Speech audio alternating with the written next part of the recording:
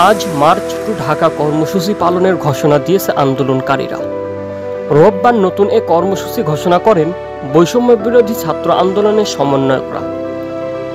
এদিকে মঙ্গলবার এ কর্মসূচি করার কথা থাকলেও তা একদিন এগিয়ে আনা হয়।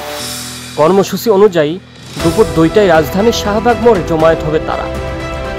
এর জন্য সারা দেশ থেকে ছাত্র জনতাকে ঢাকায় আসার জন্য আহ্বান জানিয়েছেন সমন্বয়করা। শিক্ষার্থী সহ সাধারণ মানুষ হত্যার বিচার দাবিতে রোববার অসহযোগ আন্দোলন ঘিরে রাজধানী সহ সারা দেশে সহিংসতা ও শতাধিক প্রাণহানির ঘটনা ঘটে।